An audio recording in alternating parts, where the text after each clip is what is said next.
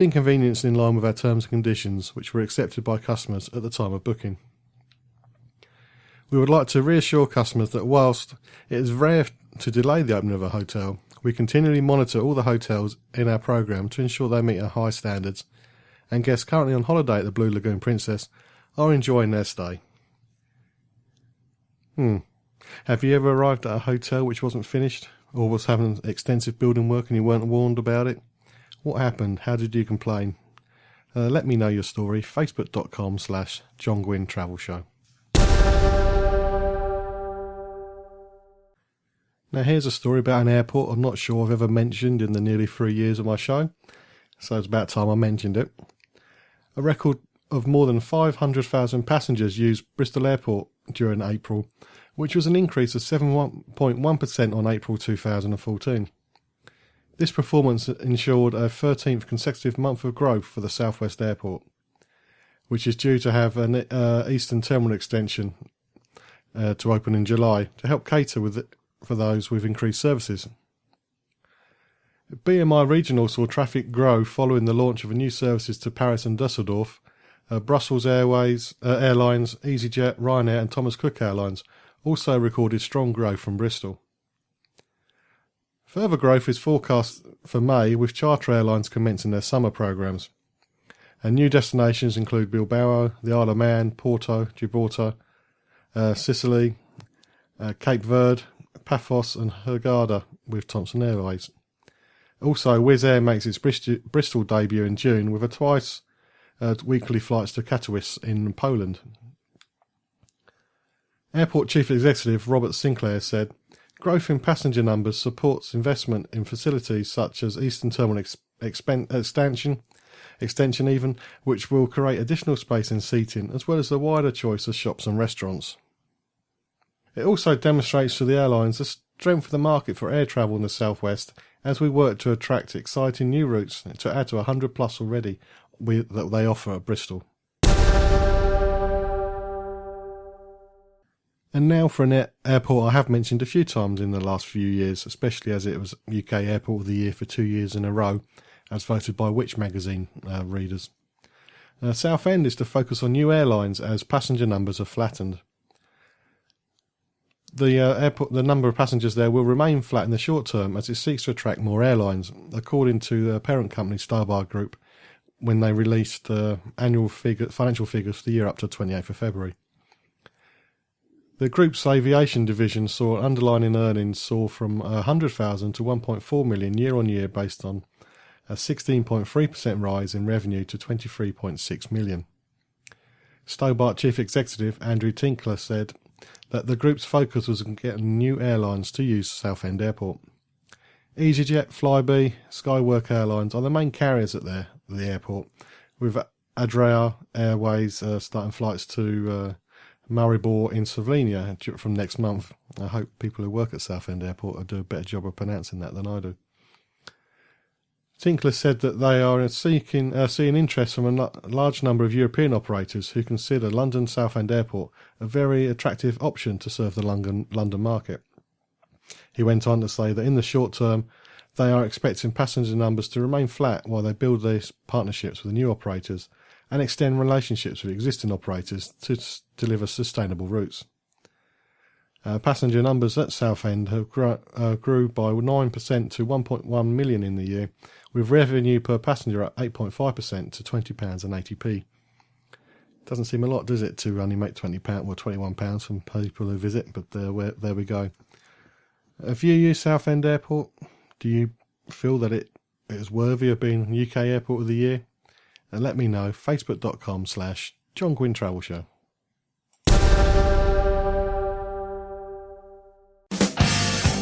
Rockers, join me, Colin, and me, Andy, for Roadie Rocks. Fridays at 8 p.m. on Seclo Sounds, bringing you the very best in classic rock, stories from the road and special guests. You can join in by following us on Twitter at RoadieRocksMK. Roadie Rocks, Fridays at 8 p.m. only on Seclo Sounds. Sweet satisfaction.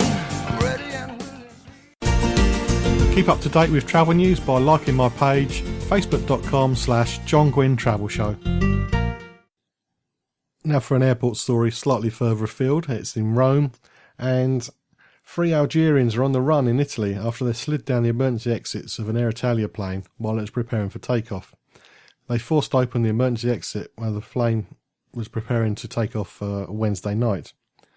An Air Italia spokesperson said that the aeroplane was taxiing towards the runway when 3 passengers activated the emergency slide by opening the door before sliding down and running away.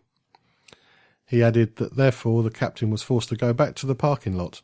The event happened at a very short time and without consequences to the other passengers, except for the inconvenience to move to another aircraft for flying to Istanbul. The men who are still missing at the time of this report had departed from Algiers with a one-way ticket to Istanbul after a layover in Rome, and it's a well-known issue, the airline has said. The airline went on to say it informed the airport and security authorities and called for stricter controls in Algerian airports. It added that it was confident that solutions would be implemented in order not to allow the recurrence of such incidents anymore. Difficult to see how they can stop people from using the emergency exits if they're determined. But that's one way, I suppose, of getting somewhere. My first long-haul holiday was to Puerto Vallarta in Mexico, which, if you don't know where it is, it's on the Pacific side of Mexico. And the place was in the news this week after Royal Caribbean and Celebrity Cruises cancelled port calls to the place this week, blaming an increase in violence in the area. A spokesperson said that Jewel of the Seas and Celebrity Infinity's calls to Puerto Vallarta were cancelled due to the recently experienced episodes of violent civil unrest, stemming from criminal gangs that have engaged in armed conflict with local authorities. So the people on the ship had an extra day at sea. According to the story, violence has escalated in recent days in the resort city as security forces step up operations against drug gangs in the city and across the Jalisco state. Although not everybody's stopping, because Carnival Miracle were going to stop as planned, but some of the shore excursions have been cancelled in an abundance of caution, according to the spokesperson. I remember when I was there walking past some, not warehouses, but sort of off licenses, and the security guards had machine guns, and there were people going around in flatbeds, all armed, which I think were the local police, or could be local militia. But day to day, it didn't seem much of a problem, but I can see that anywhere where there's an instance of crime, especially as some passengers have been attacked in various cruises over the years, that I can see why the cruise lines have taken this precaution. Have you been to Puerto Vallarta recently? Do you think the place is dangerous? What are your feelings? Let me know. Facebook.com/John Guinn Travel Show.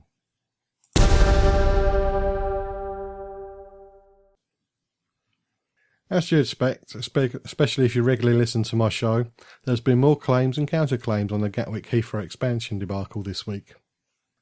Zach Goldsmith, the Conservative MP for Richmond Park, said in the London Standards, "With the election over, Heathrow's owners know that they are reaching the end of the road with their campaign to expand. This is because, first and foremost, the argument against them has been won." Goldsmith described Heathrow as Europe's biggest noise polluter, and a third runway would increase flights from 480,000 to 740,000 a year. He went on to say that London will struggle to stay within its air quality targets even without Heathrow expansion.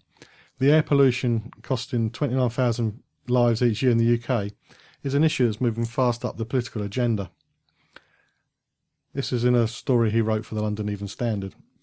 And another story said that some local Heathrow residents could drop their opposition to the expansion at the airport in return for a package of concessions, which includes ending night flights over West London. John Stewart, chairman of the anti-Heathrow expansion protest group HACAN, told the Financial Times that some members could come to a compromise if it included generous compensation, noise migrating and reduced emissions.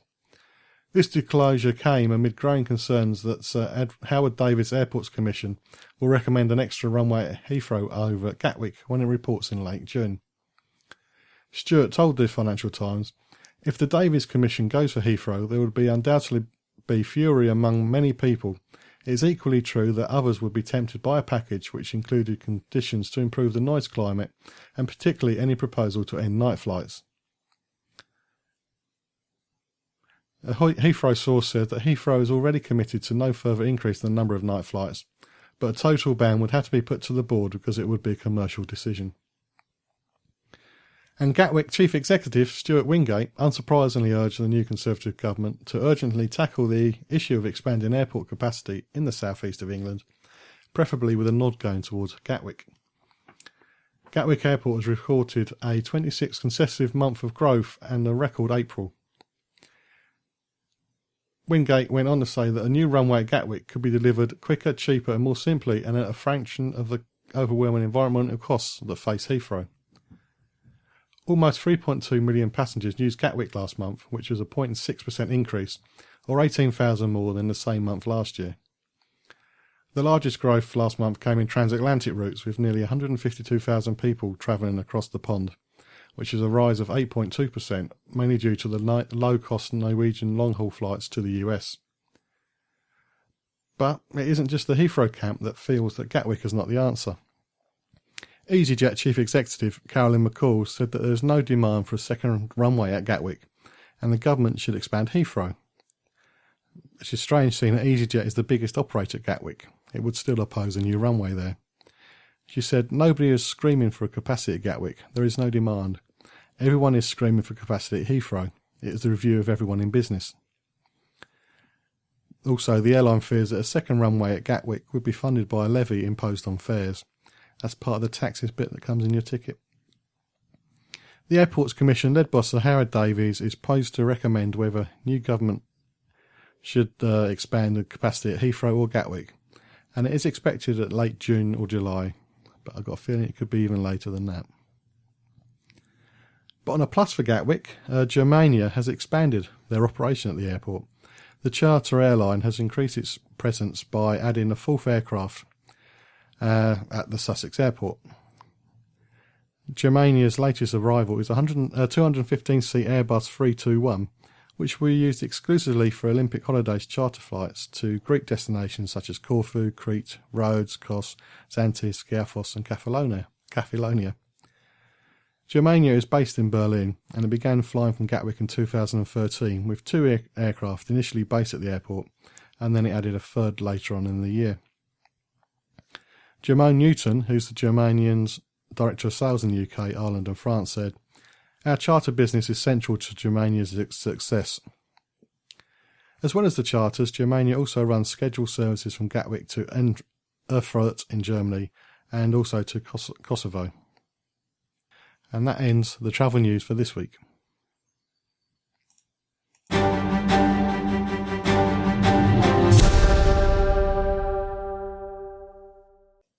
Well, we've reached the end of the show. Thanks again for listening. I hope you found the information on travelling by train useful. It is a lot more interesting than my boring, monotonous voice might have portrayed. Sorry, I keep trying to get better voice on radio. I'm struggling. 3 years, you'd think I'd be better by now. But I'm not. But thank you for putting up with it. The Facebook page, John Guinn Travel Show, where you can post your pictures about travelling by train. You can post your pictures about travelling to Berlin before reunification and after, so we can have a contrast. That'd be excellent if you can do that. You can also use the Facebook page to post questions or suggest topics you would like covered on the show. A particular destination, means of travel, visas, or maybe you want to plan your own trip and you're stuck on something. Post your question, I'll get the answer to you so I can help you plan your holiday. And I do hope you can join me next time on the John Guinn Travel Show on civilised.org, where each week I'm checking it out before you check it.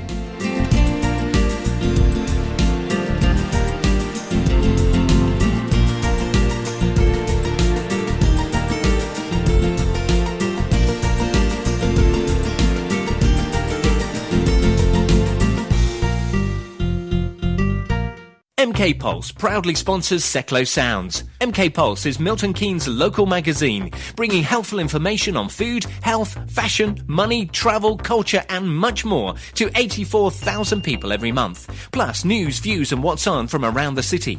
If it's happening in Milton Keynes, it's in MK Pulse, and it's available online at www.mkpulse.co.uk. MK Pulse and Seclo Sounds, the heart and soul of the city.